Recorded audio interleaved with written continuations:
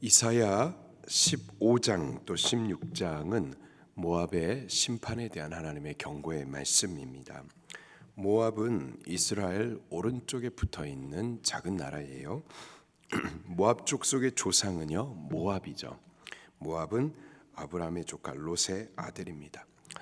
롯이 죄악의 도시 소돔, 그 소돔 땅에 장막 버리고 집 짓고 사는 동안에 그러면서도 나도 예수님 믿는다 그랬었지만은 영적으로는 완전히 잠들어 버렸었습니다.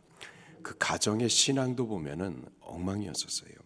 사위들도 그렇고 또 부인도 심판의 날에 멸망당하죠. 그도 역시 소돔이 멸망할 때 잠들어 있다가 함께 멸망할 뻔했었습니다. 겨우 아브라함의 중보로 인하여서 가까스로 구원을 받죠.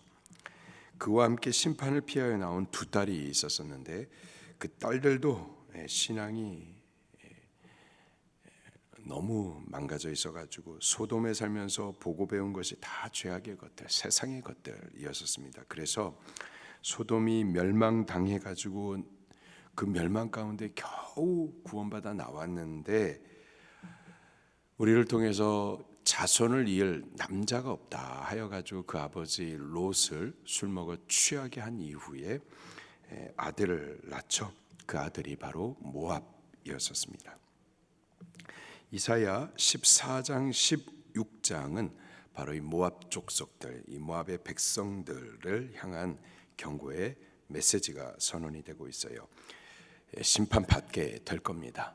하나님께서 아수르 나라를 일으켜서 그 몽둥이로 삼으시고 열방의 여러 나라들 가운데에서 이 모압을 치실 거예요. 자, 그런데 오늘 본문 16장에서는 이 모압 백성이 살 수 있는 구원의 방도가 있음을 가르쳐 주십니다. 살라고 구원 받으라고 그 방법을 가르쳐 주시는 거예요.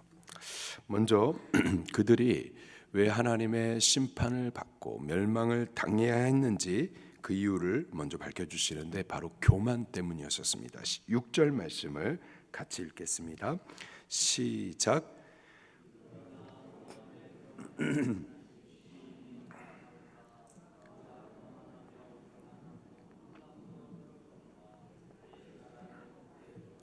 아멘. 심판받게 되는 이유, 멸망받게 되는 이유가 뭐라고요? 교만 때문이었습니다.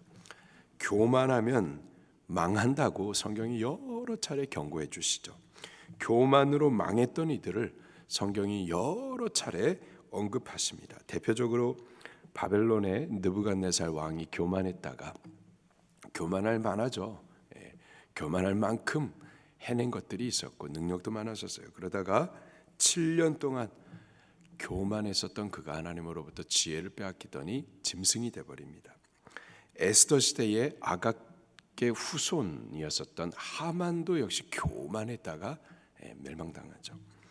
모압의 멸망 이유도 역시 교만 때문이었습니다. 그렇다면 우리는요, 우리가 교만하면 어떻게 될까요? 멸망당하는 거예요. 교만이 뭐죠? 교만, 하나님을 인정하지 않는 겁니다. 하나님의 은혜를 인정하지 않는 거예요. 내가 한 줄로 아는 겁니다. 내가 할 수 있다고, 나 혼자 하나님 없이, 하나님 은혜 없이 살 수 있다고 생각하는 거예요. 어떻게 된다고요? 망하는 겁니다. 바로 그 교만 때문에 모압이 하나님의 심판을 받고 멸망을 받게 되는 겁니다. 그리고 그 심판의 방도는 아수르 제국이었어요. 아수르 제국의 침공을 통하여서 멸망을 받게 될 겁니다. 7절부터 보면은 모압이 아수르 나라에 의해서 멸망당하게 될 때 그들이 당할 그 고통을 묘사를 해주고 있어요. 7절에 보니까는 통곡하며 슬퍼하며 근심하게 될 것이다. 8절에 그들의 밭과 포도나무가 말라지고 가지들은 꺾이게 될 것이다. 9절과 10절에는 즐거움과 기쁨의 소리는 그치고 울음소리 또 눈물이 가득하게 될 것이다. 그때 그들이 섬기던 신들, 우상들이 있는데 그것을 찾아가지고 부르짖는다 하더라도 그것은 헛된 우상들이죠. 아무런 도움과 구원을 얻지 못할 겁니다. 12절 말씀을 같이 읽겠습니다. 시작.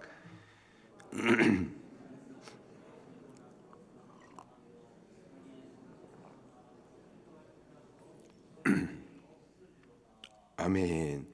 기도하는데 왜 소용이 없을까요? 헛된 신 앞에 기도하기 때문이죠. 헛된 신 앞에 아무리 피곤하게 헌신하고 부르짖어 기도하더라도 우리를 보지 못하고 듣지 못하고 도와줄 수가 없고 구원도 할 수가 없습니다. 14절 말씀에 보니까는 결국 그 심판이 3년 안에 이루어져서 모압의 모든 영화는 끝이 나고 능욕을 당하게 될 것이다 예언을 해주고 있습니다. 이것이 모압이 처한 현실이에요. 그들의 현실은요, 죄에 대한 하나님의 무서운 심판입니다. 자, 그런데 하나님께서 그들에게 심판받기에 마땅한 그들에게 구원의 방도를 가르쳐 주세요. 1절 말씀을 같이 읽겠습니다. 시작. 너희는 이 땅 통치자에게 어린 양들을 드리되 셀라에서부터 광야를 지나 지니라. 아멘. 이 땅 통치자 곧 시온의 통치자에게 어린 양을 보낼지어다. 셀라에서부터, 셀라는 모압의 땅을 상징합니다. 모압의 땅에서 광야를 지나서 시온산 통치자에게 너희 어린 양을 보내라.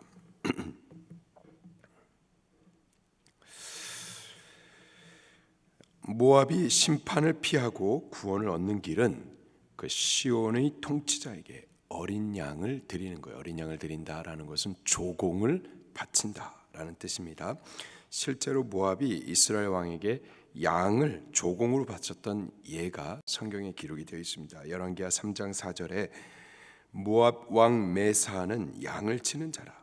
새끼 양 10만 마리의 털과 수양 10만 마리의 털을 이스라엘 왕에게 바치더니, 그렇게 조공을 바친다라는 것은요, 그의 통치를 인정한다라는 의미죠. 그의 통치를 인정하여서 그를 섬기고 대신 그의 보호를 약속받는 겁니다. 그렇게 하라라는 거예요. 시온의 통치자에게 조공을 바치듯 너 그의 왕권과 통치를 인정하고 그에게 조공을 바쳐 섬기라. 이게 너의 구원받을 길이다라는 거죠. 그 시온의 통치자에 대해서 5절에 보면 이렇게 묘사를 해주고 있습니다. 5절 시작. 다윗의 장막에 인자함으로 왕위가 굳게 설 것이요 그 위에 앉을 자는 충실함으로 판결하며 정의를 구하며 공의를 신속히 행하리라. 아멘. 다윗의 후손으로 오실 왕, 충실하며 정의와 공의를 행하실 자 누구실까요? 예수 그리스도를 상징해 주는 겁니다. 모압이 심판을 피하여 구원을 얻을 수 있는 길은 시온의 왕을 찾는 거예요. 멸망 아래 있는 자신의 실존을 깨닫고서 구원을 간절히 바라고 시온의 통치자 예수님을 찾는 겁니다. 그의 왕권과 통치를 인정하며 그를 섬기는 거예요. 그것이 모압이 살 길이고, 모압만이 아니라 또한 우리들이 구원을 얻을 수 있는 유일한 길인 거죠. 하나님을 인정하지 않는 자, 그 은혜를 부인하며 사는 자들은 반드시 그 교만으로 인해서 하나님의 심판을 받고 멸망당합니다. 심판날에 되면은 즐거움과 기쁨의 소리는 그치고 애곡과 슬픔이 가득하게 될 거예요. 영화로운 날, 생명이 끝나고 지옥에서 영원한 능욕을 당하게 될 겁니다. 그러나 살 길이 있어요. 구원받을 길을 우리에게 알려주십니다. 예수 그리스도가 그 시온의 통치자이십니다. 그가 우리의 구원자세요. 누구든지 그가 어떠한 죄인이라 하더라도 상관없어요. 큰 근심과 고통 중에서 절망과 한숨 가운데에서 우리가 멸망받을 그 실존을 깨닫고 구원을 간절히 바라면서 예수님을 찾아 부르짖으면 그가 우리의 구원자로 우리를 반드시 만나 주십니다. 다만 그의 왕권과 통치를 인정하셔야 돼요. 그에게 우리의 주권을 드리셔야 돼요. 그에게 조공을 바치며 섬기셔야만 합니다. 그러면 그가 우리의 왕이 되어서 우리를 구원하십니다. 보호해 주세요. 또 건져 주세요. 도움이 되어 주실 줄로 믿습니다. 그 구원을 오늘도 체험하는 하루를 살아가기를 예수님 이름으로 축원합니다. 말씀 붙들고 통성으로 기도하시겠습니다.